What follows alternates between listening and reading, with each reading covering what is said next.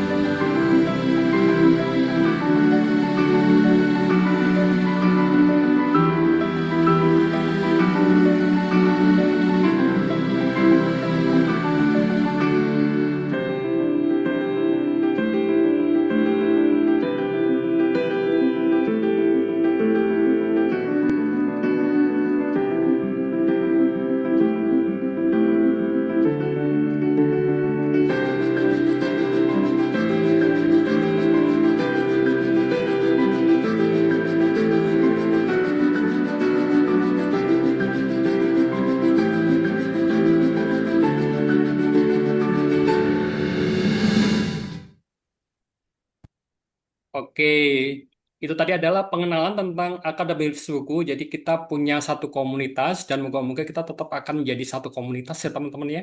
Di mana Akademi Penulis Buku itu sudah menjadi tempat lahirnya banyak penulis dan kita tersebar dari Sabang sampai Merauke bahkan di banyak negara. Siang tadi saya dapat WA dari seorang sahabat kita yang rajin juga ikut acara kita namanya Teh Rina. Dia tinggal di Jepang dan dia menjadi petani di Jepang dan dia rajin banget tulis buku. Bentar lagi buku dia akan meluncur ya. Sekarang lagi diproses di salah satu penerbit besar di Jakarta. Suatu ketika deh kita undang beliau bagaimana dia menulis sebuah buku tentang kehidupan di Jepang, menangkap banyak hal terutama eh, hal-hal yang quote-quote bagaimana kisah hidup di sana dan itu keren banget. Saya udah lihat, saya udah bantu editingnya dan saya udah mediasi untuk bisa ketemu dengan salah satu penerbit di Palmera. Sekarang lagi proses kontrak dan moga-moga bisa terbit 1-2 bulan ke depan gitu. Oke teman-teman nggak usah lama-lama nih. Saya mau panggil satu sahabat saya nih, Mbak Lita. Coba saya spotlight biar kelihatan. Halo Mbak Lita, apa kabar? Halo Mas Anang, baik. Baik. Nah, teman-teman dari suaranya aja udah unik banget kan suaranya Mbak Lita gitu ya. Bener ya teman-teman, suaranya udah unik gitu ya. Makanya kalau ketemu Mbak Lita itu bawaannya kita udah kayak jadi anak-anak kecil gitu, jadi bocil gitu, siap untuk diceritain banyak banget. Mbak Lita kita pernah ketemu berapa kali sih secara fisik kita? Berapa ya Mas ya? Yang waktu penulisan audiobuku sering ya? Karena itu Audiobook, beberapa kali jangan kan ya? bilang sering, baru 1 kali aku menang. Tapi memang ketemunya beberapa kali ya, kita dapat acara gitu ya. Oke, jadi Mbak Lita ini selain penulis buku anak, teman-teman, dia juga penulis buku audio. Yang belum ngerti, buku audio itu jadi buku-buku pelajaran, buku teks anak-anak sekolah dari SD sampai SMA, itu ada versi audionya. Nah, Mbak Lita pernah ketemu saya, sama-sama pernah lolos tahun berapa itu Mbak ya? 2024 2024 ya? kayaknya. 2024 ya, kan tahun kemarin nggak ada gitu ya. Saya nulis buku pendidikan Pancasila. Mbak Lita nulis apa waktu itu? Sama, pendidikan kewarganegaraan tapi kelas 8 Kelas 8, SMA. berarti lebih tinggi ya. Aku kelas 6 waktu itu gitu. Terus di GLN pernah ketemu nggak? Wah, aku belum pernah ikut GLN. Oh, Sorry, sorry. kayaknya Nah, mau Mbak Lita mulai juga lolos kurasi CB, bener ya? Kurasi atau apa betul. istilahnya? Tahun kemarin atau tahun ini? Tahun 2024 itu Ah, lolos workshop puisi anak. Itu hmm, pertama kalinya si Bi ngadain puisi anak ya. Biasanya kan oke. gambar, Hmm, novel gitu. hmm, hmm, hmm. Itu tahun 2024. Setelah itu lolos kurasinya. Oke, lolos kurasinya, oke. Oh, oh, terus tahun 2025 lolos lagi di Wis, sini. 2002 tahun kemarin ya berarti ya. Nah, Nah, terus kemarin awal tahun 2026 lolos workshopnya tapi naskahnya tidak dilanjut proses terbit. oke, oke. Terus tahun ini lolos apa aja? Hmm? 2026, ayo. 2026 Jangan baru merendahkan diri. baru lulus workshop Mas. Workshop Masih di TV. pengumuman Balai Bahasa Yogyakarta. Oh, oke. Kalau yang audio lolos di Audio sampai wawancara aja. lolos sampai wawancara aja. Oke, oke. Terus Hmm? yang balai bahasa tinggal nunggu pengumuman ya. Ya, besok Tanggal Rabu. 15 ya. Yuk kita doakan bareng-bareng ya. Banyak banget kan. Jadi aku nggak usah baca satu persatu pengalaman suksesnya Mbak Lita. Dia udah cerita sendiri. Gitu. Mbak Lita ini teman-teman, dia selain pandai menulis cerita anak, juga dia adalah seorang pencerita. Pencerita atau pendongeng? Kalau zaman dulu istilahnya pendongeng ya. Bedanya apa sih Mbak? Ya sama aja sih kalau pencerita lebih umum ya Mas ya. Lebih umum jadi bisa apapun. Public speaker lah. Oh, public speaker. Oke, kalau pendongeng itu lebih kayak lebih spesifik ngomongin dongeng gitu ya. Kalau pencerita bisa non fiksi juga nggak sih? Pencerita itu bisa kayak misalnya read aloud tuh masuk juga kan, membacakan nyaring. Kalau Ah, dongeng tuh biasanya tanpa tanpa peraga buku ya, atau pak kalaupun pakai buku nanti tidak sesuai teks yang dibacakan. Tapi ah, kalau membaca ah. nyaring kan harus sesuai teks. Aku aktif di dua-duanya sih. Aktif di keduanya. Oke, dan aku iri akan hal itu. Tapi beda sih, beda usia ya. Kita beda usia 20 tahun deh kayaknya ya. Aku jadi merasa jompo di depan Mbak Lita gitu. Oke teman-teman, sebelum Mbak Lita kita paksa untuk cerita tentang bagaimana dia berproses, bagaimana proses kreatifnya, boleh dong Mbak, aku pengen dengar cerita suaramu gitu, entah baca puisi, entah baca cerita. Mana dulu deh? Teman-teman mau ya, kita ya dengarkan nih. Kita jadi bocil ya, kita dengarkan Mbak Lita mendongeng buat kita atau baca puisi buat kita. Oke. Dan gratis ya, biasa kan berbayar ya. Ya, ya. Oke. Man, saya bacain buku aja ya.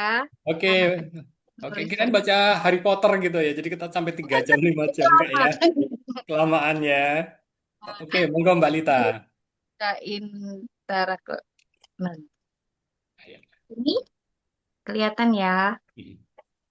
Ini adalah buku yang terbit tahun 2025 dan belum ada di websitenya. Jadi silahkan didengarkan karena ini belum muncul di website gitu. Ya teman-teman, ini adalah cerita dwibahasa, bahasa Jawa dan bahasa Indonesia. Judulnya Harta Karun ing Samudra. Samudro ya. Atau Harta Karun di Samudra. Ditulis oleh saya, Joanna Aterlita Kristanti, ilustratornya Isa Ansori. Seperti teman-teman lihat, di sini ada 3 binatang. Apa aja itu? Ada penyu, ada ikan buntal, dan juga ada ubur-ubur. Nah, kita mulai ya. Saya akan ceritakan dalam bahasa Indonesia ya, karena kita kan hari ini se-Indonesia gitu. Ini. Nyunyu, Fugu, dan Bubu sedang bermain. Mereka berlomba mencari harta karun. Mereka bertiga lagi bermain di samudra. Nyunyu berenang menuju ke batu karang. Ia menemukan gelang. Fugu bersuka cita. Ia mendapatkan pita. Bubu berenang pelan-pelan. Wah, ia berjumpa temannya. Temannya apa ini? Fugu dan Bubu lalu bertemu. Namun, Nyunyu kok tidak kelihatan? Aduh, celaka. Nyunyu terjerat jala. Hup, hup, hup. Fugu dan Bubu membantu Nyunyu. Mereka saling memamerkan harta karunnya. Ini memang berumur ratusan tahun. Namun, ini bukan harta karun. Ini semua apa, teman-teman? Sampah. Dan itu sampah plastik banyaknya. Mereka bergotong royong membersihkan sampah. Lihat, mereka mengambil sampah-sampah yang dari laut, lalu dibawa ke daratan, dibuang ke tong sampah. Ini ada nyunyu, ada fugu dan bubu. Kemudian ada hewan-hewan lain yang ikut membantu. Ada apa aja ya? Oh, banyak sekali yang ikut membantu, hewan-hewan kecil. Tapi setelah membersihkan, mereka capek dan lapar. Kriuk, kriuk, kriuk, kriuk.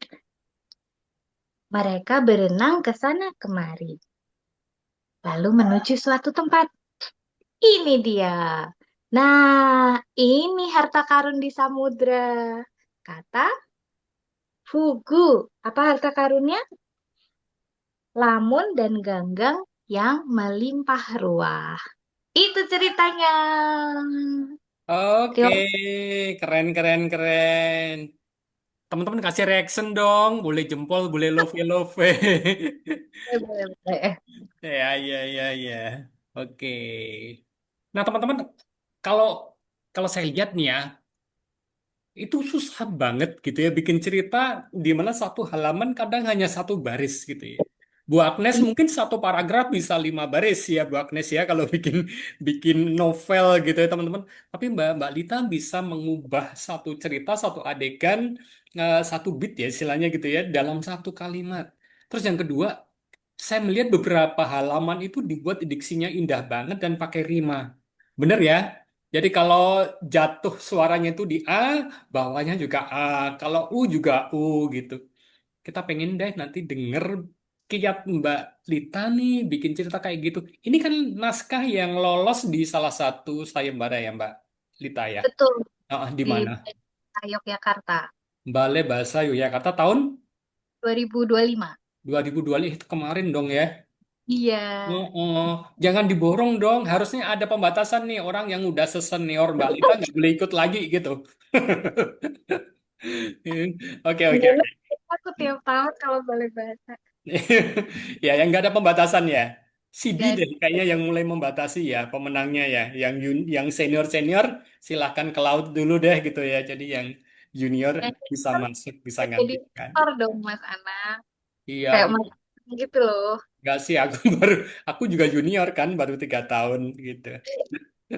Oke teman-teman, kita nggak sabar ya untuk dengarkan bagaimana Mbak Lita berproses secara kreatif untuk bikin sebuah cerita anak. Nanti kita boleh tanya deh segala macam ya tentang bagaimana beliau, Mbak Lita ini membangun eh, gaya tutur, kemudian diksinya, membuat rimanya segala macam sampai cerita itu enak dibaca dan enak dibacakan. Tadi kan enak banget ya dibacakan ya. Jadi memang udah secara sadar cerita itu udah dipilih kata-katanya sehingga ketika nanti dibacakan itu menjadi enak dan memikat buat anak-anak.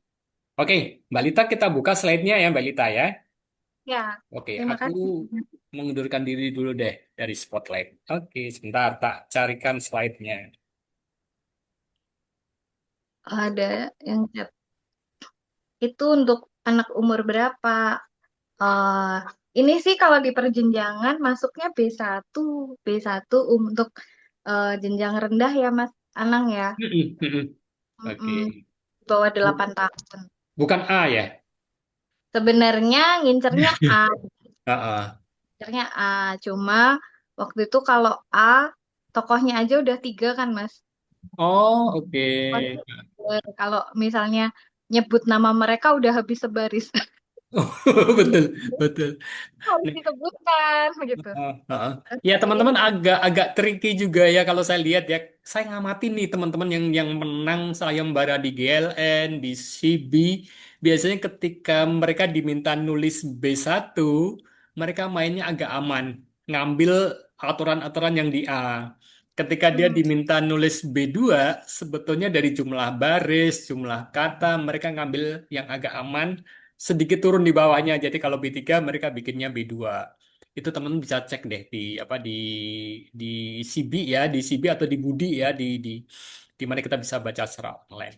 Oke deh, Mbak Lita, monggo silakan kalau mau cerita proses kreatifnya kayak apa.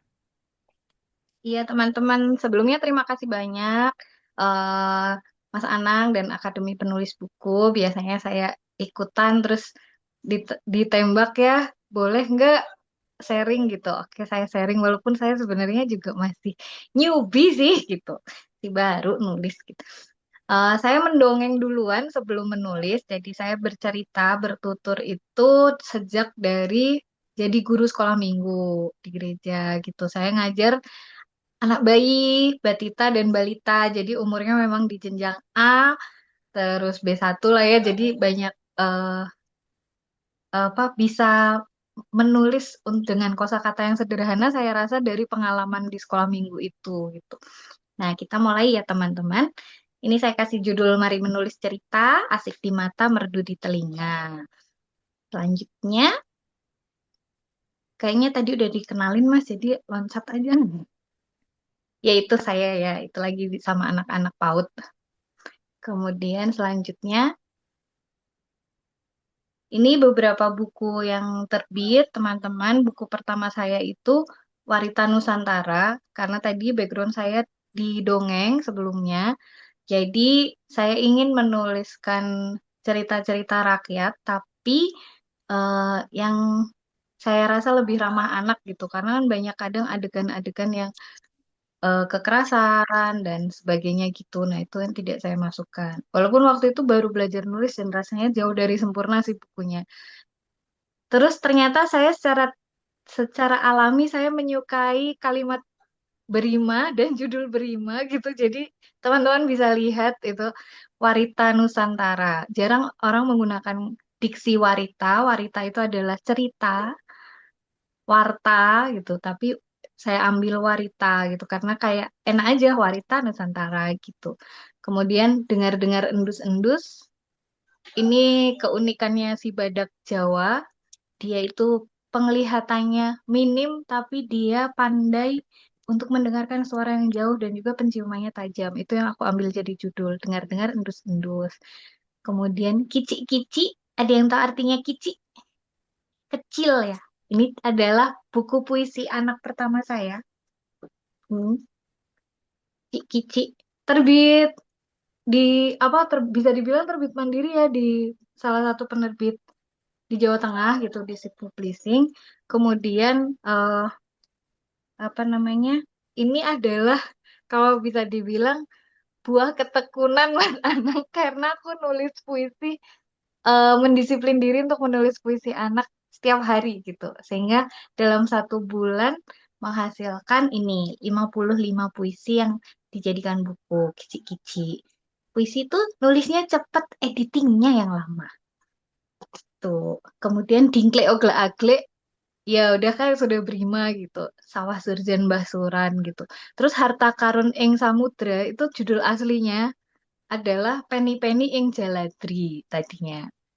Udah kan Brima sekali bukan gitu dan aku suka banget Penny-Penny ing Jaladri.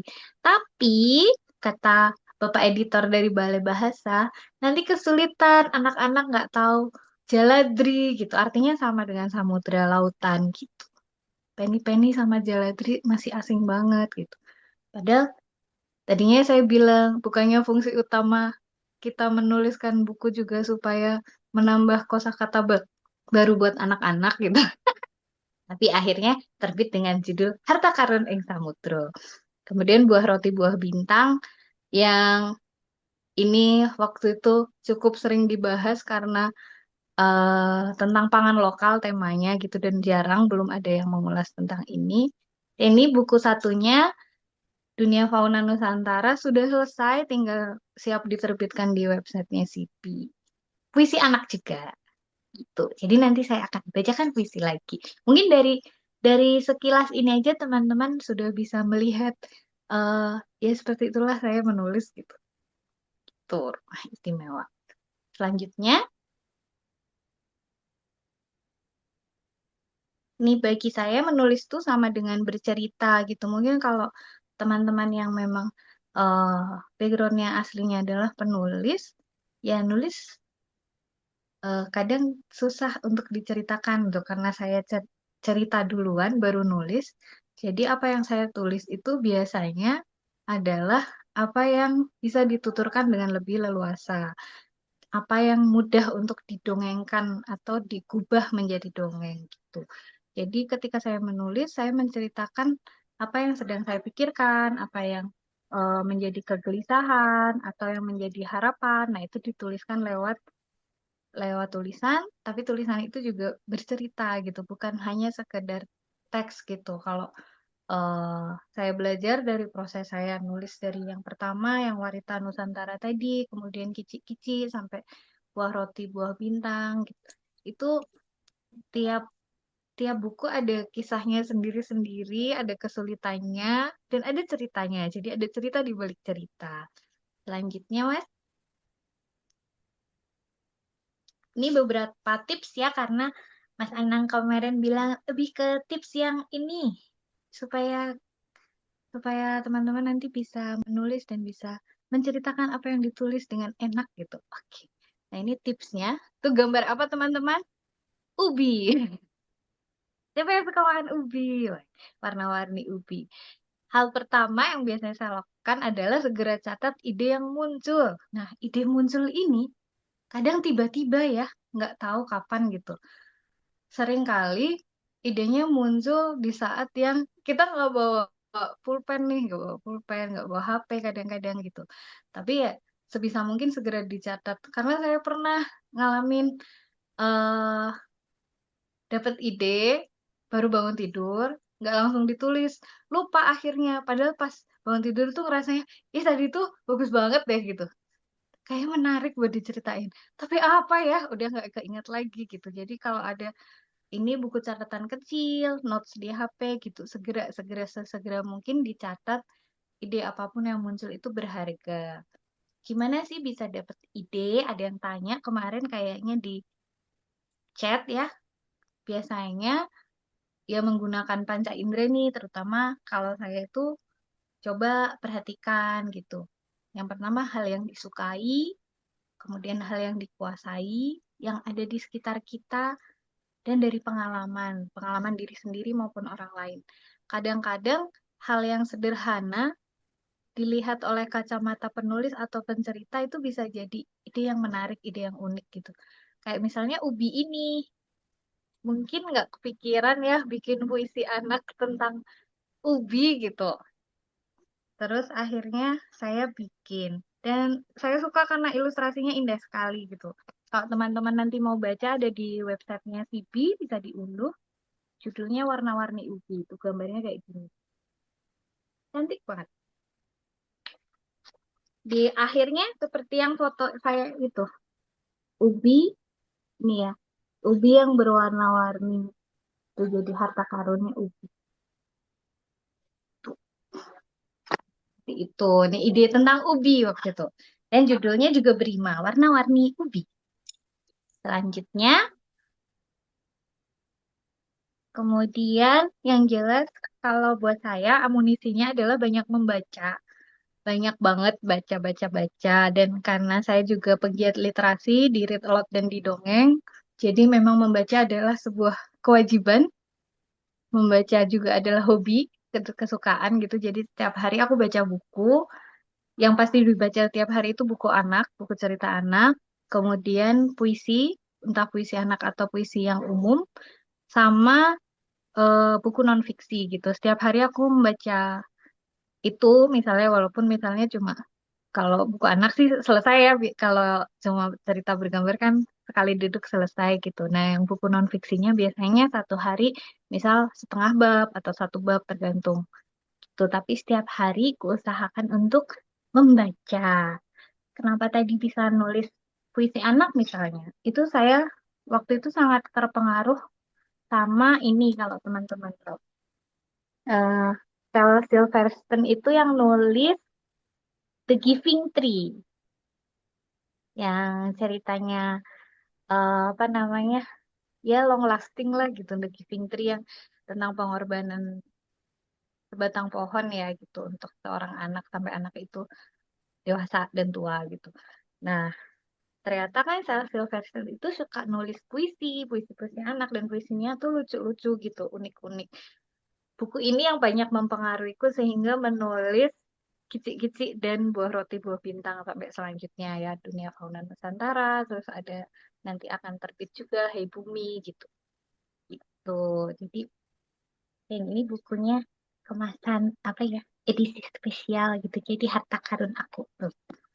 Gitu. Terus habis itu eh, rajin-rajin riset. Nah, ini yang kadang waktu itu mentor yang di B3 yang tadi Dunia Fauna itu Mbak Maya Lestari. Kalau teman-teman tahu mentorku yang sangat rajin itu, Mbak Maya sangat menekankan riset adalah kunci gitu, harus rajin riset gitu. Jangan malas dan itu juga riset ternyata salah satu kesukaan saya teman-teman karena dulu saya pengen kerjanya di R&D, Research and Development, tapi untuk produk ya.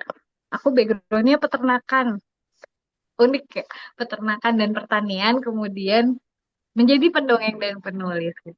Jadi aku suka riset, risetnya ngapain? Riset pustaka misalnya, kita mencatat tadi ide-ide yang penting, terus berita-berita mungkin, artikel-artikel yang menarik, dijadiin satu, terus mana yang saling berkaitan, atau misalnya sudah fokus ya mau tentang tadi ubi gitu, aku cari tahu ubi itu ada warnanya, misalnya apa aja, daerahnya di mana gitu. Kalau aku tulis seperti ini masuk akal atau tidak gitu. Karena cerita anak walaupun sesederhana mungkin tetap harus logis ya, tetap harus benar gitu. Jangan sampai kita menyesatkan. Jadi riset itu penting gitu. Kemudian selanjutnya, oh yang tadi buku ini, yang Harta Karun itu, aku riset langsung ke pantainya, ke lautnya. Ini adalah settingnya di salah satu pantai di Jogja, namanya Pantai Ngelambor. Aku cari tahu gimana lingkungan di sana. Kalau misalnya hewan-hewan itu naik ke pinggir pantai, kira-kira mereka akan berada di mana? Hewan apa aja yang ada di sana? Apakah ada penyu, ubur-ubur dan tadi pilihan ini sesuai dengan hewan yang ada di situ juga gitu. Terus hewan-hewan kecil yang tadi ada ikut membantu membuang sampah itu juga memang hewan-hewan yang ada di Pantai Ngelambor gitu. Jadi ini settingnya di Pantai Ngelambor, Gunung Kidul, Yogyakarta gitu. Kadang-kadang perlu riset yang langsung seperti itu. Riset lainnya adalah wawancara kalau itu diperlukan. Terus habis itu kita bisa ke perpustakaan. Di sana biasanya ada buku-buku referensi ya yang susah temukan di tempat lain gitu. Itu aja sih Mas kayaknya. Selanjutnya tipsnya adalah semangat menulis hingga titik terakhir gitu. Ya kalau nggak nulis nggak jadi-jadi gitu. Walaupun misalnya ngerasanya ide ini jelek, kayaknya udah banyak deh yang nulis tema sejenis dan sebagainya. Menurutku tulis aja dulu gitu. Nanti editing setelah itu pokoknya sampai titik terakhir sampai ngerasa oh itu udah selesai, ya udah berhenti gitu. Berhenti baru diendapkan beberapa saat lamanya, baca lagi, editing, baca lagi, editing lagi gitu. Sampai udah selesai gitu. Tapi harus diselesaikan. Apa yang mau kita edit kalau naskahnya tidak selesai gitu. Itu. Jadi semangat menulis teman-teman hingga titik terakhir. Kemudian tips selanjutnya kayaknya tentang bercerita. Nah, ini yang sering saya bacakan di workshop. Kalau ngisi workshop tentang mendongeng, ke guru saya itu adalah Kak Ayo, foundernya Ayo Dongeng Indonesia. Dan aku punya kakek guru, yaitu Kakek Madetaro, penutur dan maestro apa tentang seni tutur maupun permainan tradisional, lagu-lagu anak di Bali gitu. Aku banyak belajar dari Kak Ayo dan Kakek Madetaro juga. Nah, ini formulaku untuk menyiapkan sebuah cerita sebelum didongengkan. Misal teman-teman memilih sebuah cerita untuk ditampilkan. Syukur-syukur kalau ceritanya sendiri, kayak tadi misalnya mau membacakan buku kita di hadapan anak-anak SD, di depan anak-anak di perpustakaan, atau acara apapun gitu. Nah, karena kita yang punya ceritanya, itu akan lebih mudah gitu.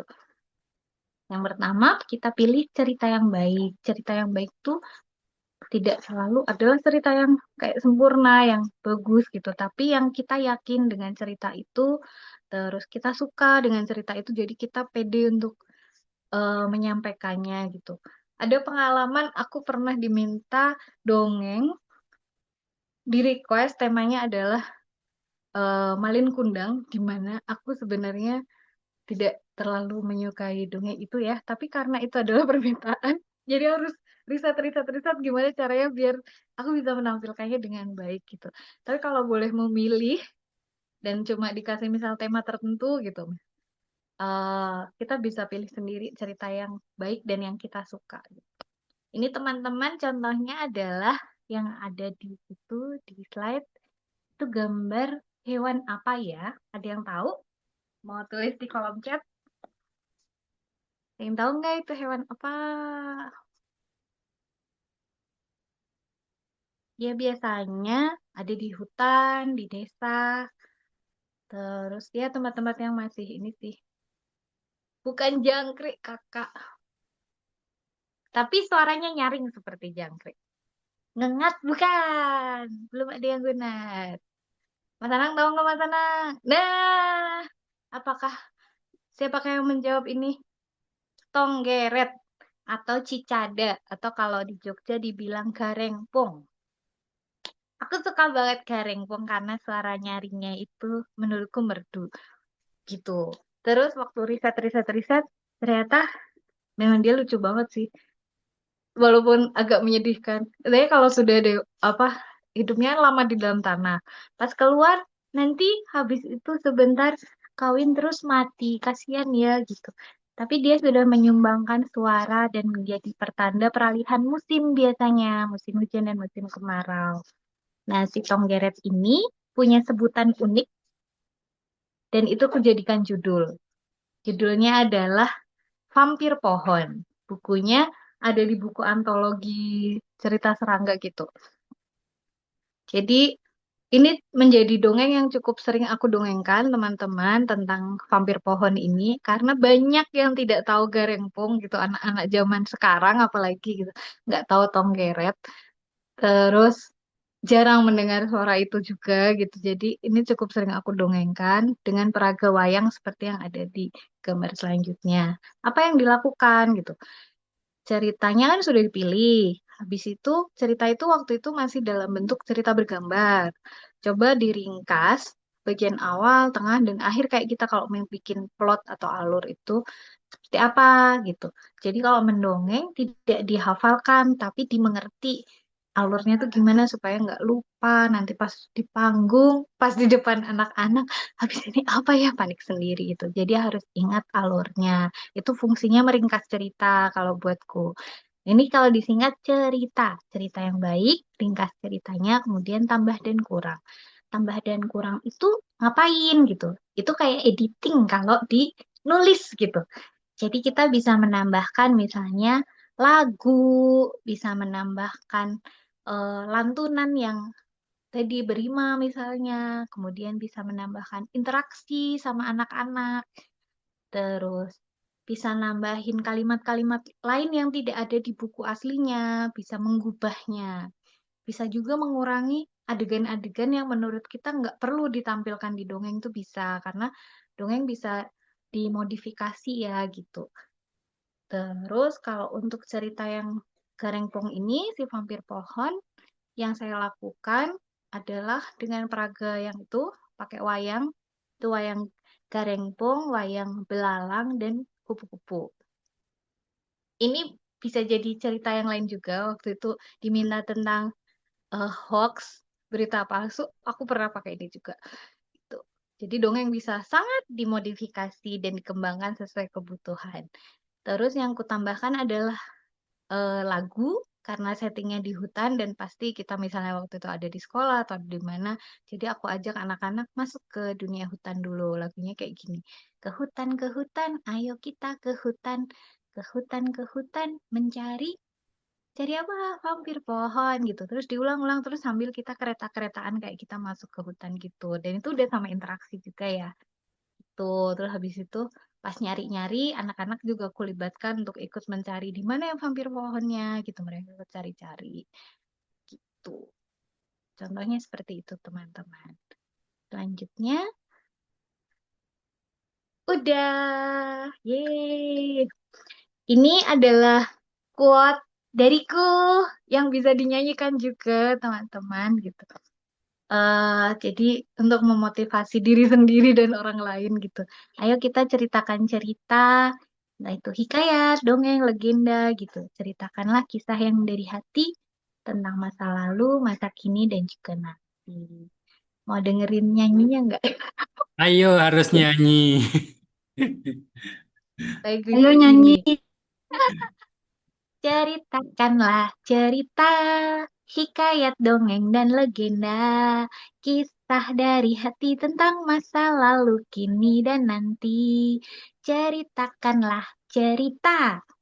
Begitu, terima kasih. Udah, Mas. Udah beneran. Udah dong. Kalau nambah nyanyinya lagi bayar ya. Oke, makasih banget Mbak Lita. Yuk, teman-teman kasih reaction dong. Makasih banget udah nyanyi, udah baca, kemudian udah cerita proses kreatifnya gitu. Mbak Lita, aku mau nanya dong, eh, riset itu kan nggak cuma buat kontennya ya. Mbak Lita riset enggak untuk bahasa, diksi, segala macam? Pasti, Mas. Apalagi kalau puisi. Oh gitu. Eh, Kalau untuk nulis di Balai Bahasa Yogyakarta gitu, karena walaupun aku sehari-hari ngomong bahasa Jawa ya, tapi kan nguku ke orang tua dan kadang maksudnya kecampur-campur, ada beberapa yang berbeda gitu kan. Jogja Solo aja ada perbedaan gitu. Aku anak Solo aslinya. Ya. Terus risetnya adalah aku baca kamus, baca cerkak, cerita cerita Cekak. pendek gitu, Ah, cerita pendek yang bahasa Jawa gitu untuk mengasah kepekaan berbahasa Jawa itu tadi. Itu kenapa aku ngerasa nulis nulis yang PBY ya, itu aku bertumbuh sih dari sini. Dari yang pertama ya Dingklek Oglek Aglek, terus habis itu ke Sawah Surjan Basuran, terus ke yang sini yang Harta Karun ing Samudra itu aku juga ngerasa aku ikut bertumbuh di dalamnya gitu secara bahasa gitu. Karena membaca tadi yang berbahasa Jawa. Kemudian kalau untuk kayak Buah Roti Buah Bintang, aku baca bahasa Indonesia pastinya, KBBI, hmm. terus mencari padanan kata di Thesaurus Oke. gitu. Jadi risetnya di situ-situ sih. Dan kalau Karena puisi memang basicnya memang orang riset ya. seneng gitu. Iya. Iya, seneng mengulik sebenarnya. Iya. Orang peternakan jadi pencerita. Iya. Iya. Aku pun orang geografi dan jadi penulis. Siapa nanya? Oke, Mbak Lita nih, tadi tadi juga aku lihat gitu ya. Emang kalau cerita anak, terutama jenjang bawah ya, jenjang A, jenjang B1 itu, akhir kalimatnya itu lebih baik memang konsonan terbuka gitu ya? Atau enggak? Enggak juga sih, Vokal cuman kan? kayaknya lebih gampang ya Nah, menentukan gitu. Karena salah satu fungsi bahan bacaan kan memicu anak untuk mau membaca mandiri pada akhirnya nah, nanti. Aku minta dibacakan gitu. Jadi ketika dia merasa buku itu dia bisa membacanya, itu kan dia jadi lebih termotivasi ya Mas ya gitu. ya. Dan kalimat dengan konsonan terbuka tadi kayak misalnya apa? istimewa A gitu kan. Terus hari I gitu itu kayaknya mereka lebih gampang sih daripada bilang harta karun gitu. Hartanya gampang, karun mungkin agak sulit gitu kan. Betul, betul, betul. Di Oke, lidah. sebelum kita jawab nih banyak banget pertanyaannya yang kemarin masuk di WA sama yang hari ini masuk di chat. Baca dong puisinya ya. Baca yang mana gitu. Ya udah dicari dulu, saya beri waktu 1 jam. Dari kicik-kicik aja ya. Oke, kicik-kicik. Ayo, silakan. Di kicik-kicik ini saya banyak bereksplorasi dengan bentuk puisi sih, bentuk puisi. Dan ini tuh isinya adalah kalau kata teman-teman yang beli bukunya ini, puisinya bikin lapar karena banyak tentang makanan, permainan tradisional dunia anak-anak gitu. Tapi yang saya bacakan hari ini bukan makanan ya teman-teman. Judulnya ini, Asal Ada Buku. Asal ada buku, aku di duniaku, bertualang menjelajah waktu. Asal ada buku, dunia ajaib menantiku, penuh warna, ceria. Asal ada buku, aku bisa tahu. Nanti, kini, lalu. Udah, Mas. Udah. Oke. Jadi, Oke. apa yang puisi asal ada buku ini adalah puisi 3 bait yang sangat ketat gitu. Tiga Mm-mm. bait, 3 baris, 3 kata per baris. Sesusah itu ya. Iya. Bongkar pasangnya gimana itu? Oke, oke. Kalau ini kan simple tapi ternyata ya begitulah. Iya, harus simple, kemudian ceritanya nyampe, kemudian dalam satu satu kalimat gitu ya. Bahkan bukan kalimat ya, kalau puisi itu kadang frase gitu ya. Itu harus harus masuk gitu ya ceritanya ya. Gitu. Oke, oke. Baik Kak Lita, sebelum kita buka buka apa buka WA nih, kita ada beberapa pertanyaan kecil nih di kolom chat ya. Nih yang pertama banget, Kakak cara beli bukunya gimana? Aku pengen banget dapat bukunya. Ini dari Kak Hana. Buku yang mana, Kak? Kalau buku yang ini yang dari Balai Bahasa itu bisa dibaca di penerjemahan Kemendikdasmen ya sekarang ya Mhm. kemendikdasmen.go.id. Jadi tidak perlu dibeli, bisa di-download gratis aja. Kalau mau cetak sendiri boleh. Atau kalau mau titip aku cetak terus ku kirimin juga bisa gitu. Aku biasanya cetak sendiri kalau buat ngasih-ngasih ke perpus gitu. Oke. Terus kalau buku yang buah roti buah bintang yang puisi ini juga bisa dibaca di CB buku.kemendikdasmen.go.id. Diklik aja, cari kalau nggak buah roti buah bintang, nanti biasanya langsung muncul tuh buah roti bintang. Ini tinggal di-download juga. Kalau teman-teman mau titip cetak juga boleh di sini. Terus habis itu, kalau kicik-kicik memang terbitan penerbit ya, jadi kalau ini harus dibeli, tidak bisa diunduh gitu. Tapi Kalau harganya kita cukup jangkau kok. beli di mana kalau yang kicik-kicik? Bisa di websitenya si Publishing atau bisa di aku juga. Aku masih punya stoknya juga Stoknya. beberapa. Iya, Kalau mau. belinya ke Kak Lita aja biar dapat tanda tangannya. Oh, betul ya, bisa. Siapa tahu Getar. tahun depan udah nggak bisa dihubungi saking sibuknya jadwal 1 tahun. Ya, Iya. nah, nanti kalau kan boleh, boleh. Oke. Biasanya kalau yang beli di aku kasih stiker atau hadiah lainnya gitu. Oke, sip, sip. Kak Yasinta udah terjawab juga ya, Kak Yasinta. Jadi bisa akses di webnya Kemendikbud ya. Nanti kita bisa tuliskan di grup deh ya, di grup WA ya, gimana bisa bisa akses. Itu nggak cuma bisa dibaca, tapi bisa diunduh, bahkan boleh kita cetak untuk keperluan pribadi gitu ya, Kak. Kalau tidak diperjualbelikan boleh. Oke, oke. Nah, teman-teman ada juga yang mau tanya, boleh langsung ketikkan ya di kolom chat atau nanti boleh raise hand juga ya. Bu Agnes tuh biasanya langsung raise hand gitu. Kalau mau tanya langsung langsung kan. Nggak sabar ngetik di chat kan. Oke Kak Lita, Nah, yuk kita buka WA-nya deh Kak Lita. Ada beberapa pertanyaan ya dari teman-teman ya. Dicoba deh ngakak. Kemarin ada nanya soal pemilihan judul. Saya masih ingat deh satu itu. Kalita bisa ngasih tipsnya seperti apa untuk bikin judul sebuah cerita anak yang berkesan, unik, dan itu cocok dengan jenjangnya gitu. Hmm, sebenarnya saya juga masih berproses. Kalau teman-teman kalau suka tadi mencari rima ya coba banyak-banyak baca kemudian kira-kira yang nyaman dibaca tuh apa gitu. Kalau saya kayak tadi Dingle Ogle Agli itu permainan tradisional udah jarang juga dimainkan oleh anak-anak zaman sekarang. Mas Anang tahu Dingle Ogle Agli? Ya, tahu, tahu. Kalau di Sunda namanya Perepet Jengkol. Ah, oke. Lagunya lain. Dingle Ogle Agli ada lagunya juga. Nah, itu kan sudah berima, jadi saya tidak merasa perlu untuk menambahkan kata lainnya lagi gitu. Cukup dengan judul permainannya aja, Dinkley Oglak Hmm. Agli. Kemudian buah roti, buah bintang itu diambil dari itu isi bukunya 10 puisi. Buah roti adalah puisi pembuka pertama dan buah bintang itu puisi penutup, puisi di akhir. Jadi buah roti, buah bintang gitu. Dan itu bikin orang penasaran, apa sih buah roti, apa sih buah bintang? Bukunya tentang apa sih makanan-makanan gitu. Gitu.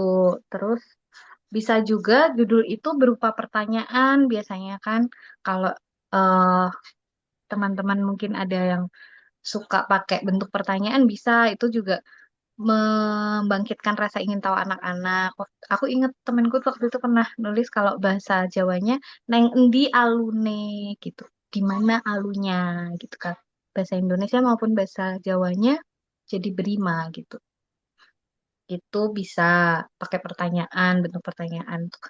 Terus tadi saya sempat sebut nama Kakek Made Taro ya. Ini kebetulan aku bawa.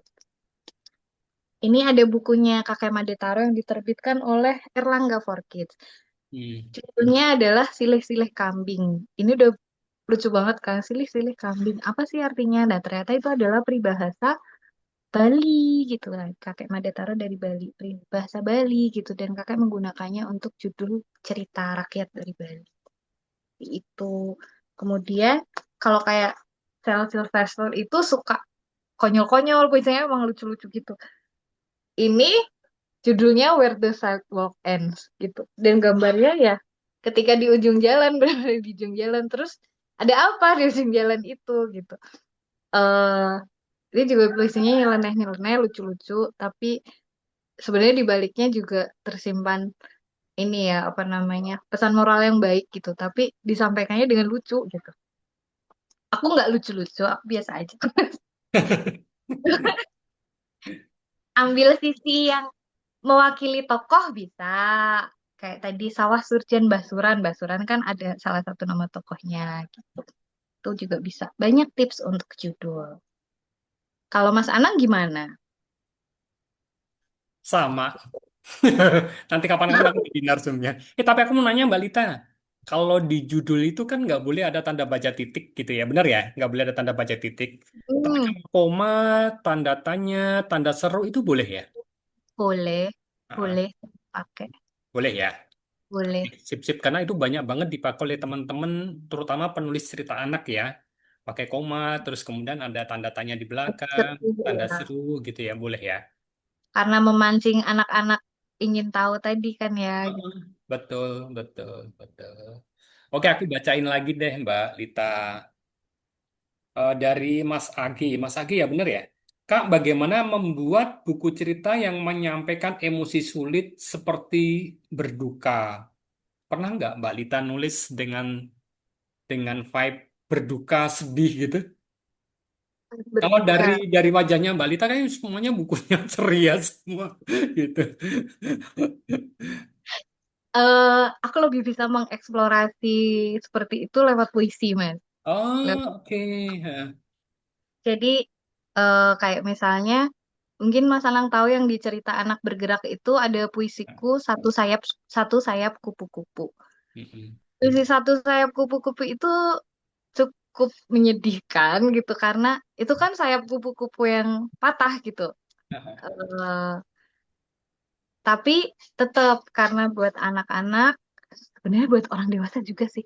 walaupun sedih tetap harus membawa harapan kan ya Mas ya, memberikan Mm-mm. harapan gitu atau ada ya ada setitik walaupun cuma secerca harapan gitu tuh ada gitu. Jadi satu sayap kupu-kupu walaupun sedih tentang kehilangan tapi bisa ada harapan di baliknya. Mungkin teman-teman gitu.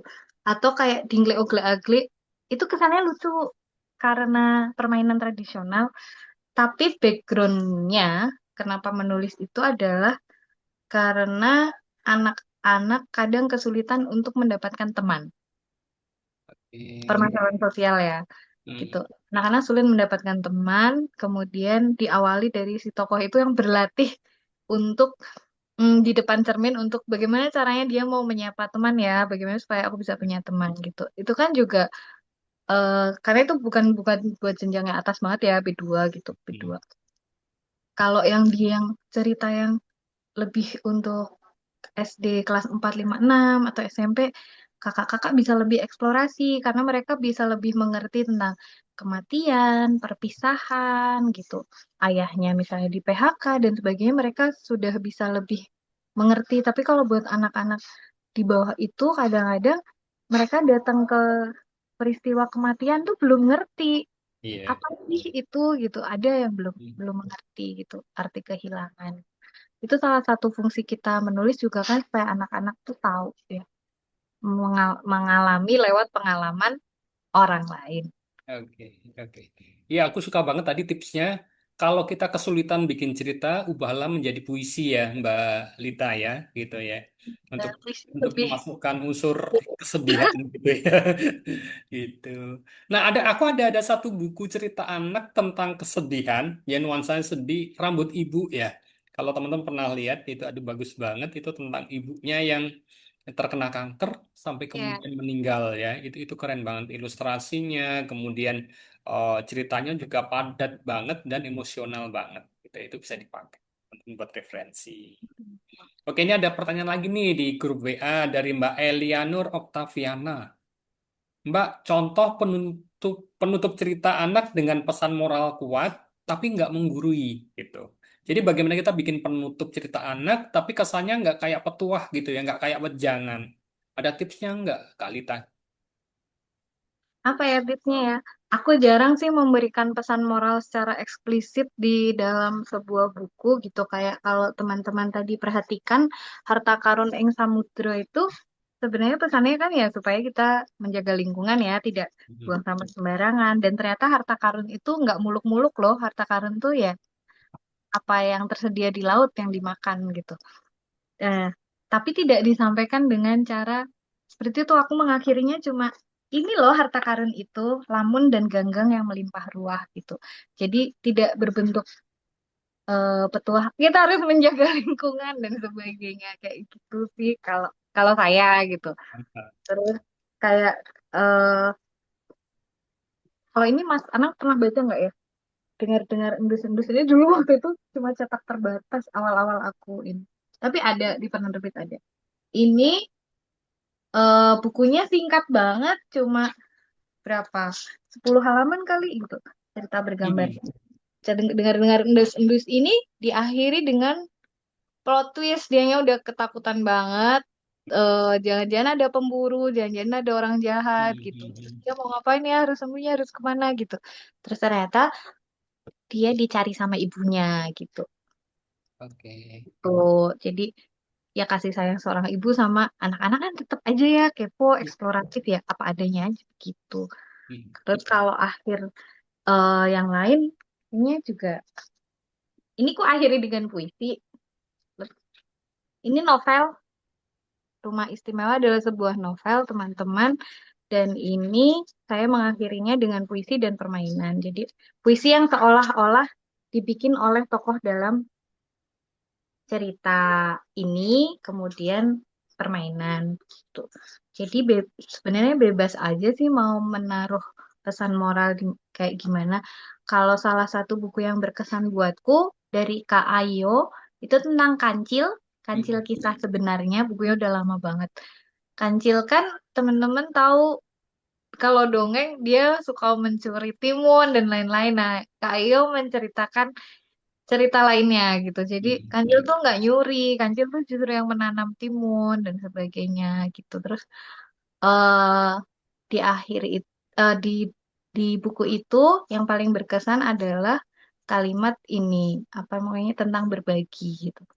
Jadi ya kalau punya hal baik ya harus dibagi gitu. Dan itu ada di akhir pesannya gitu Kak. Itu Mungkin ya. punya Uh, tips itu ya Kak Eliana ya. Jadi ini sebetulnya bijak.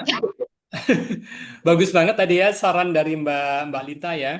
Biar kesannya tidak terlalu seperti petua, tulislah juga dalam bentuk puisi ya, gitu. Saya juga praktekkan itu ketika saya nulis cerita anak yang layur yang terbit di CB juga ya, gitu ya. Itu juga saya tutup dengan puisi gitu. Dan konsep sebetulnya penutup harus berupa pesan moral itu sebetulnya tidak terlalu berlaku di cerita anak sebetulnya ya. Di cerita bahkan di novel pun enggak gitu. Karena konsep penutup berupa kesimpulan, berupa pesan itu kan sebetulnya konsep di naskah non-fiksi sebetulnya. Ya, kalau kita bikin esai itu kan paragraf terakhir biasanya kesimpulan. Kita bikin buku biasanya juga bab terakhir adalah semacam kesimpulan. Tapi kalau cerita anak, pesan itu bisa ada di depan, bisa di tengah, bisa di belakang, bisa berupa aksi, bisa berupa dialog dan tidak harus narasi. Gitu ya kalian Mbak Lita ya. Gitu. Oh, Oke. Nah, teman-teman, aku mau bacakan juga nih di kolom chat nih dari Mbak Ratri, ya, Mbak Ratri. Mbak Lita nanya dong, untuk penyusunan teks, misalnya untuk jenjang B3 nih, Mbak Lita memperhatikan jenjang B3 dari usia pembaca target atau jenjang B3 berdasarkan pendidikan pembaca jenjang B3. Jadi intinya Mbak Ratri nanya, kalau Mbak Lita bikin cerita B3 nih, yang Mbak Lita perhatikan itu usia pembacanya atau jenjang pendidikannya, jadi kelas berapanya? sebenarnya kan kalau jenjang tuh dibikin oleh CB dan sebelumnya sudah ada ya secara nah internasional udah ada level-level lah gitu. Itu kan untuk membantu kita ketika memilih buku untuk anak-anak gitu ya. Tapi anak-anak tuh sebenarnya nggak harus baca sesuai kisaran jenjang itu ya kan ya Mas ya. Iya. Kadang-kadang anak yang dari kecil sudah sering terpapar dengan buku, yang orang tuanya sering membacakan buku bahkan sejak dalam kandungan dibacakan, dia kan lebih cepat dalam proses membaca juga gitu. Jadi itu cuma buat patokan kayak kita memudahkan, oh harus kalimatnya seberapa panjang sih, jumlah katanya atau diksi yang sulit seberapa banyak gitu. Kalau saya pakai perjenjangan buat itu. Tapi itu pun diproses ketika editing. Jadi kalau pas nulis, nulis aja jangan terbebani dengan jumlah kata dan lain-lain itu. Kecuali tema ya, karena pasti tema untuk B1, B2, B3 itu akan lebih kompleks di B3 gitu kan ya. Kayak puisi buah roti buah bintang itu ya kakak-kakak itu kan dimasukin sama si B di jenjang C. Kalau saya ngerasanya puisi itu sangat sangat sederhana, bisa kok dimasukin ke B, entah B2 atau B3 gitu. Tapi dimasukkan ke C. Kenapa? Karena kalimat-kalimatnya ada yang mengandung makna lain gitu. Terus kemudian ada istilah-istilah gitu, tapi ada glosariumnya ya di akhir. Kemudian eh, ada jawaban-jawaban yang tidak ada di teks, tapi harus lihat di ilustrasi gitu. Puisinya banyak yang teka-teki gitu.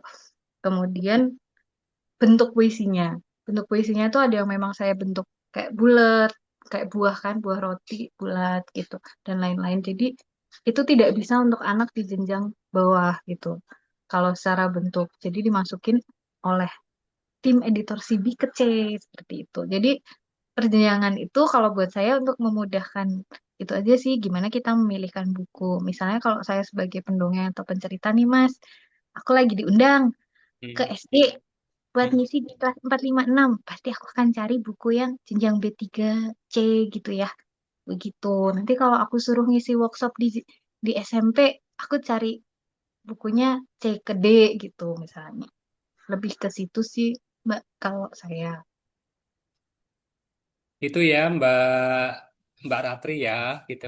Nah ini kebetulan aku udah ambil bukunya nih. Tadi yang tanya tentang Ya, bagaimana membuat cerita betul. anak kesedihan ya. Ini salah satu buku yang saya rekomendasikan ya. Ini bukunya segede gini.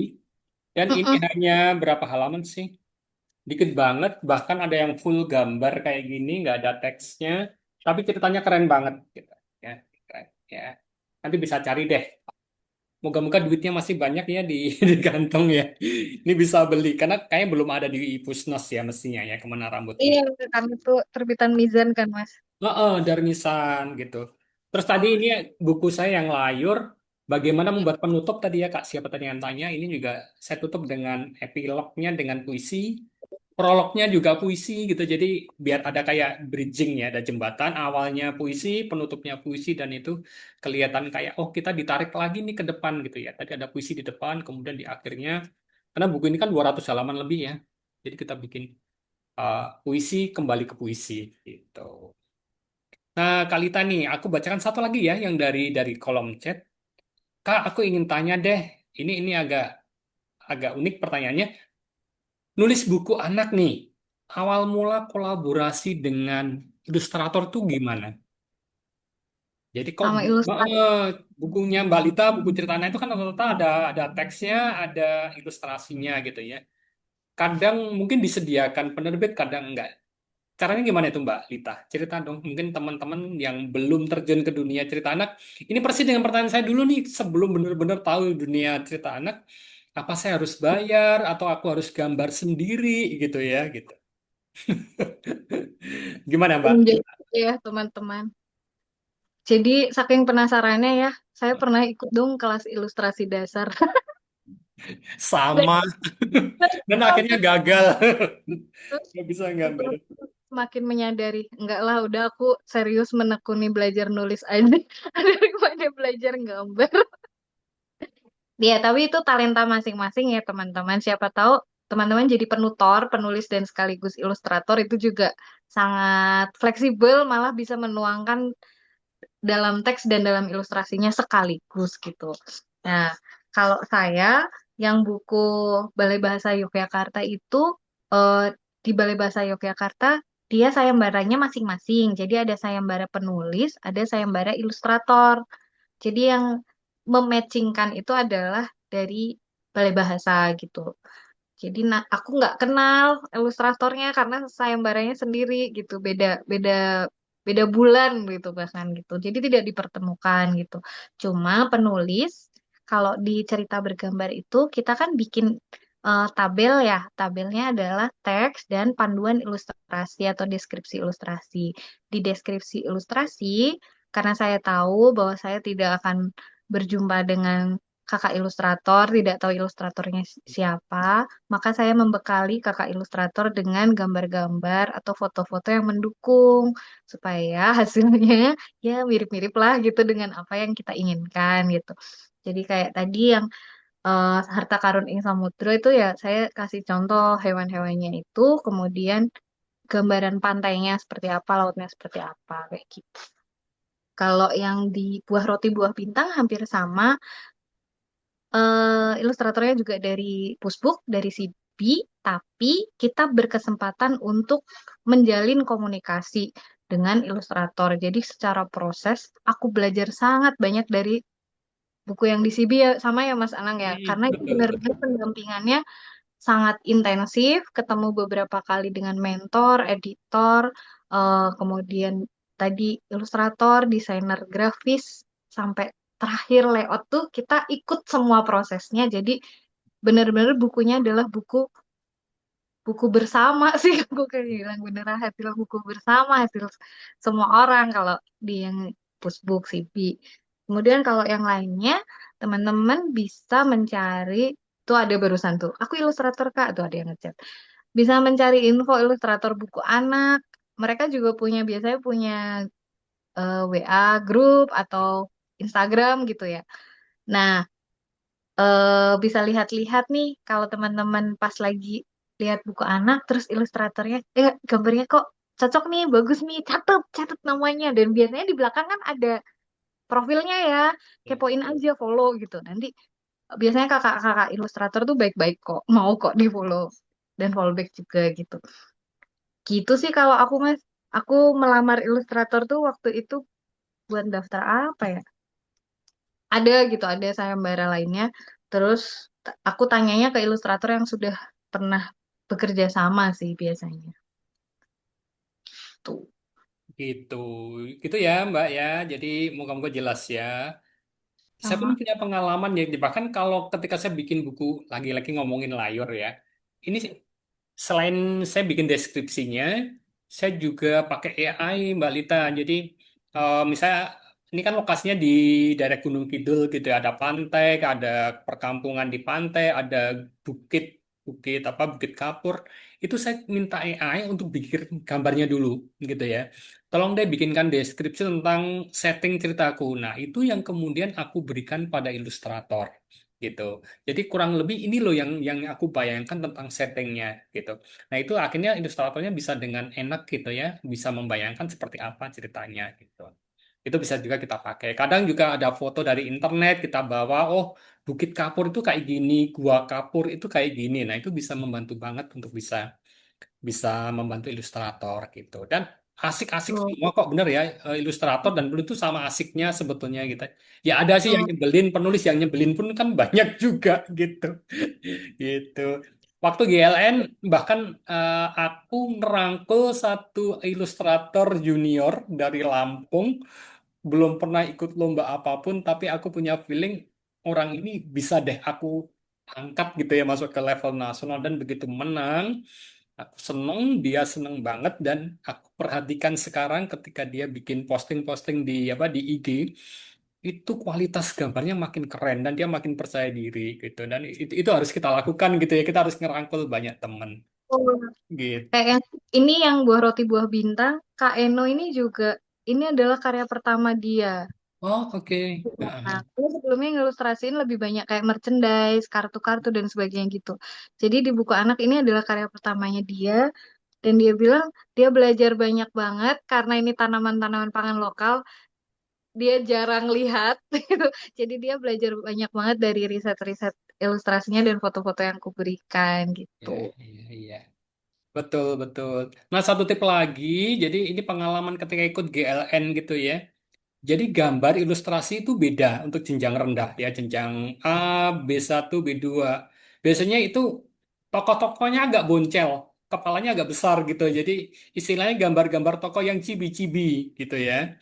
Tapi begitu udah masuk ke jenjang C, D, E, proporsi tubuhnya itu harus mulai mendekati bentuk manusia yang wajar gitu. Jadi teman-teman jangan salah pilih gitu ya. Jadi kalau nyari ilustrator, nyari yang punya pengalaman nih. Kita mau nulis jenjang B, berarti cari deh yang pengalamannya memang dia pengalaman nulis yang gambar-gambar dengan tokoh ukuran tubuhnya yang agak-agak boncel, agak boncel tuh agak cebol gitu ya, agak cebol, kepalanya besar, kemudian badannya agak-agak bulat-bulat dikit.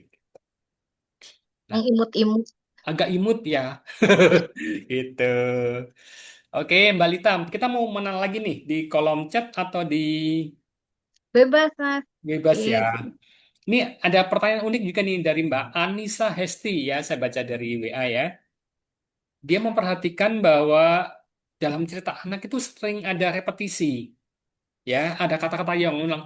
Persis seperti tadi Mbak Lita kan ketika nyanyi itu bahkan ada kata-kata yang diulang terus gitu ya. Ceritakan, ceritakan muncul lagi gitu.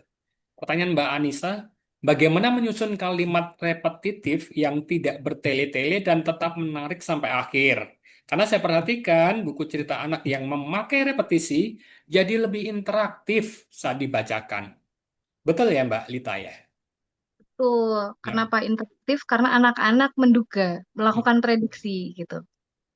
Melakukan prediksi, wah, abis ini diulang ini dia bisa ikut niruin gitu. Dan itu membuat anak-anak senang karena mereka merasa terlibat kan gitu. Bisa niruin, bisa, ah, aku tahu nih gitu. Nah, tapi juga penasaran habis ini apa lagi gitu. Kalau teman-teman tahu ada satu buku apa itu dari Litara kayaknya.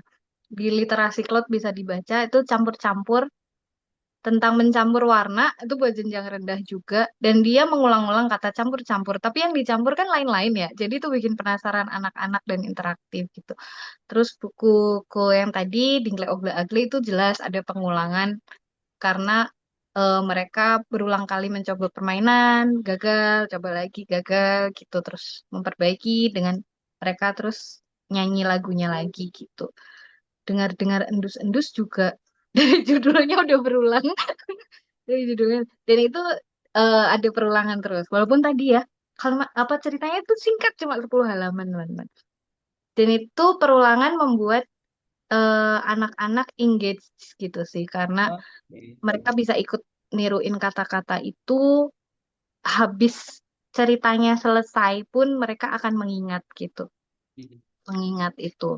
Jadi ada satu dongeng saya tentang sampah juga, tapi perjalanan sampah plastik ya. Itu ada lagunya juga Mas. Dan sampai aku selesai sesi dongeng, waktu itu dongeng buat acara ayah dan anak. Jadi nggak ada ibunya, ayah dan anak gitu. Seru banget. Itu setelah saya acara, bapak-bapaknya masih pada nyanyi, ngulang tadi, ngulang frasa itu. Begitu. Iya, buatku sih, Oke. terutama di jenjang bawah, perulangan itu sangat menarik. Oke. Padahal kalau di buku orang gede, kita usahakan sedapat mungkin nggak ada kata yang sama ya dalam satu kalimat gitu ya, gitu. Ya asiknya Betul. di situ ya, gitu. Oke. Mbak, aku bacain lagi ya dari chat di WA ya. Ini terkait dengan tes membaca. Kalita, untuk tes membaca ini dari Kak Umi Titin. Kak, untuk tes membacanya, apakah pada anak langsung atau bisa tes sendiri nih? Terkait sesudah, apakah sudah cukup mudah dipahami oleh anak dengan usia sasarannya gitu? Mbak Lita pakai ngetes nggak apa yang ditulis kita? Iya, biasanya, Mbak. Hmm. Halo, Umi Titin. Ini dari Jogja. Oh gitu. Oke, berarti kita kumpul ya. Aku juga Jogja. Bikin Guru. grup sendiri. eh Kalau saya biasanya selesai nulis, saya rekam baca. Voice note ya, voice note teman-teman kalau bisa. Itu untuk ngetes apakah kalimatnya kepanjangan, udah enak didengar, dan dibaca atau ngos-ngosan gitu. Jangan-jangan perlu koma, jangan-jangan perlu titik, jangan-jangan butuh tanda baca yang lain, tanda seru atau lebih baik diakhiri tanda tanya. Itu akan lebih terlihat ketika kita membacanya gitu, membaca nyaring, membaca bersuara ya. Jadi direkam, biasanya aku rekam. Terus habis itu baru sadar, oh kayaknya ini kepanjangan, kayaknya ini nggak enak gitu. Itu baru, terus habis itu diedit. Setelah itu, kalau memungkinkan dan ada orang lain yang bisa mendengarkan itu lebih baik. Apalagi kalau itu sesuai jenjang umur sasarannya ya. Kayak misalnya teman-teman punya anak sendiri, atau anak tetangga, atau anak murid gitu. Boleh banget diuji coba bacakan gitu. Itu udah kayak tes drive kan ya Mas ya. Jadi udah Iya, langsung betul. baca saran gitu. Mereka ngerti nggak ceritanya? Atau ada diksi yang terlalu sulit? Atau jangan-jangan ceritanya apa buat mereka membosankan itu kelihatan banget kalau anak-anak dari responnya kan gitu. Kelihatan banget mereka suka atau tidak gitu. eh Kemarin saya tidak menduga ya gitu. Buku Kicik-Kicik itu kan eh aku dulu less expectation lah maksudnya. Ya aku bikin karena aku seneng aja gitu. Terus waktu kapan itu ada salah satu tetangga anaknya tuh bilang gini ke ibunya, Bu kayaknya itu yang nulis buku puisi ini ini deh Mbak Lita yang sering belanja itu deh gitu katanya. Terus habis itu loh, iya namanya Joanna Asterlita. Coba bisa Ibu tanya Mbak Lita. Terus waktu ketemu dia tanya kan. Iya Mbak itu yang nulis aku. Terus dia bilang, ya anakku suka banget loh Kak Mbak Lita gitu. Suka bagian apa? Padahal kicik-kicik itu nggak seperti buku yang si B tadi, Buah Roti Buah Bintang kan memang full ilustrasi dirancang dengan sangat cantik ya. Kicik-kicik tuh enggak teman-teman. Dia itu polos banget. Cuman Ah, aku mendesain ini ya, meminta meminta untuk covernya yang lucu gitu. Tapi dalamnya tuh polos dan ini tuh 55 puisi. Banyak kan gitu untuk anak-anak. Dan dia bisa menikmatinya. Itu anak SD kelas 3 masih kecil kan gitu. Tapi dia udah bisa baca begini. Dan dia bilang dia suka banget dengan buku ini. Jadi kadang kita tidak bisa menduga ya anak-anak kayaknya belum levelnya gitu, tapi ternyata nyampe juga gitu di dia. Jadi kalau bisa diuji coba bacakan lebih mantap. Karena di rumahku tidak ada anak kecil, aku uji coba bacanya ke suami. ah, Terus itu ke kelinci. Kira ah. kelincinya terlihat menikmati. Oh, kayaknya asik-asik aja gitu. Kalau Lina udah asik sendiri, berarti ceritaku tidak menarik. Oke, sip-sip. Jadi memang penting banget ya eh, kita ketemu sama pembaca pertama gitu ya, entah itu cerita anak, entah itu eh, bahkan untuk tulisan orang gede gitu ya. Apalagi kalau naskah kita masuk ke CB ya. CB itu uji keterbacaan itu serius banget ya. Ketika saya nulis novel itu bener-bener novel layar itu diujikan di kota yang metropolitan banget di Jakarta ya, salah satu sekolah di Jakarta sama salah satu sekolah di ujung timur Indonesia gitu. Dan kita Yang dapat tiga masukan banget. Saya sampai bingung, mosok kata seperti ini aja nggak dipahami oleh siswa dan guru di sekolah yang ada di timur gitu. Tapi dari situ juga refleksi juga, bahwa, oh oke, berarti memang aku harus merangkul banyak pembaca dengan tingkat literasi yang berbeda gitu ya, dengan budaya literasi yang berbeda. Dan itu juga yang menantang banget gitu.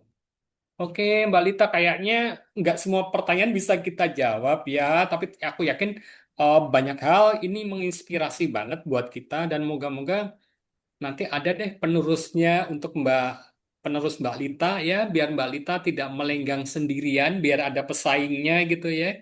Penulis cerita, pencerita, kemudian aktivis di baca nyaring ya, gitu ya.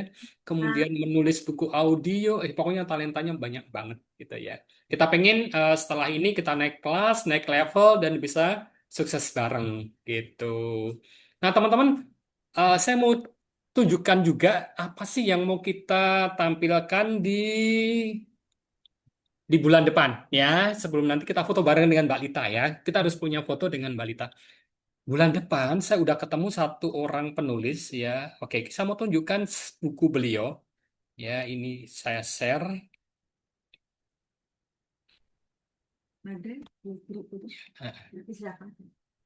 Nah, bukunya ini adalah Art Terapi Seni Rupa, Jalan Damai untuk Disabilitas. Saya kaget banget ketika ketemu beliau. Jadi saya ketemu beliau ngobrol. Dia itu lulusan IKJ ya, Institut Kesenian Jakarta. Kemudian dia jadi pelukis. Awalnya dia melukis di hotel-hotel, bikin lukisan untuk kamar-kamar hotel. Gitu. Bahkan dia udah keliling Indonesia. Sampai suatu ketika dia menemukan satu panggilan hidup, yaitu dia mengajari orang-orang, anak-anak dengan keistimewaan, disabilitas. Entah itu karena autis, entah itu karena eh, disabilitas rungu, disabilitas gerahita, teman-teman ADHD, bahkan teman-teman yang gangguan jiwa, orang-orang yang kena problem kejiwaan, kemudian teman-teman yang anak-anak yang terkena kasus-kasus hukum. Beliau mengabdikan ilmu dia dengan memberikan art terapi. Jadi dia datang ke mereka keliling Indonesia, mengajak mereka melukis di kanvas, dan berkat eh, apa yang dia lakukan dengan izin Allah juga, orang-orang yang dia temani, dia dampingi, dia berikan kasih sayang, dia ajarin melukis, itu kehidupan sosialnya, kualitas hidupnya itu bisa meningkat gitu. Ketika saya kontak ya tadi pagi, Mas mau nggak sharing hal kayak gini di komunitasku gitu. Oh, dia seneng banget gitu ya. Dan dia siap untuk menceritakan proses penulisan buku ini, terus bagaimana membuat buku ini ke dalam kehidupan konkret. Dia keliling Indonesia untuk bisa mengajari banyak orang gitu. Saya bilang ke dia, tapi sharingnya gratis ya Mas ya, gitu. Di komunitas ini kita sinau bareng soalnya. Apa yang dia jawab? Tenang Mas Anang, aku sudah mewakafkan hidupku untuk disabilitas. Dari situ saya nyes banget gitu ya. Ternyata banyak orang menggunakan media tulis, media buku itu untuk menjadi rahmat bagi banyak orang. Nah, karena itu teman-teman, bulan depan, bulan Mei, kita cari deh waktu yang terbaik buat beliau agar bisa sharing gitu. Kita sharingnya dua sisi ya. Bagaimana dia proses menulis dan bagaimana buku ini bisa berdampak besar buat teman-teman disabilitas, buat keluarganya, dan juga buat masyarakat gitu. Saya yakin deh acara bulan depan Mei itu akan mencerahkan buat kita semua ya. Bahkan jangan lupa ya, teman-teman boleh tetap stay di grup karena acara ini kemudian link Zoom-nya juga akan kita bagikan di dalam link grup. Itu info buat bulan depan. Sekarang yuk kita bareng-bareng foto keluarga ya. Oke? Boleh yang udah merasa cantik, udah merasa cakep, udah betulin poni, boleh yuk kita sama-sama foto bareng. Ada Mas Andri, penulisnya. Halo Mas Andri. Oke, kita ambil 1 menit ya ngobrol sama Mas Andri ya. Kita sepil apa sih yang mau kita bahas bulan depan. Nah, ini Mas Andri, penulis dari buku tadi, Art Therapy. Halo Mas Andri. Halo Mas Anang, halo sahabat semua. Tiwas aku ngomong banyak, ternyata orangnya ada di sini gitu ya. Gak apa. Bukunya udah terjual berapa? Ya lumayan bagus di atas, ya lebih di atas 200-an. Di atas 200 dan itu cetak pribadi ya, saya publishing ya. Pribadi, tapi juga ada penerbit, Oke. ISBN ada, Hakinya ada. Oke. Ya, apa namanya, saya berusaha untuk menjual sendiri self selling karena nanti saya berpikir kalau sudah berapa ratus, saya mau buat Zoom untuk mereka yang sudah membeli. Oh, Untuk oke, oke, oke. Kalau gitu bulan depan kita undang ya yang udah beli ya. mudah-mudahan bisa coba ya. Mas Andri udah keliling kemana aja di Indonesia? Eh, daerah Pulau Jawa, kemudian daerah, tapi saya sebenarnya setelah mengajar setiap hari, sekarang saya sudah di Kemensos di Oke. kapal gitu. Saya hampir tiap hari ada di sana. Kemudian saya ditugaskan ke beberapa LKS namanya, LKS atau yayasan-yayasan yang memiliki kelompok disabilitas dan kelompok ODGJ. Oke. Nah, Oh, sekarang DGJ juga. ya mengarah ke ODGJ juga. Oh, DGJ diajak melukis di kanvas. Iya, jadi ODGJ-nya tuh sebenarnya proses healing mereka, proses dia apa namanya mengembalikan pikiran-pikiran halusinasi segala macam untuk eh, kita coba tarik ke alam nyata. Hmm. Teman memang proses ini nggak bisa sekali dua kali, harus beberapa kali. Kepikiran nggak dulu waktu kuliah di IKJ bakal kerja kayak gini? Kerja gitu ya. Enggak, enggak kepikiran. Nggak kepikiran ya. Oke, oke. Kalau gitu kita simpan buat kita ketemuan bulan depan ya Mas Andri ya. Siap. Oke, baik. Yuk teman-teman kita buka kameranya yang bisa buka. Yuk aku juga mau remove dulu ya. Ada Mbak Tisna, ya udah buka. Siapa lagi yang mau buka?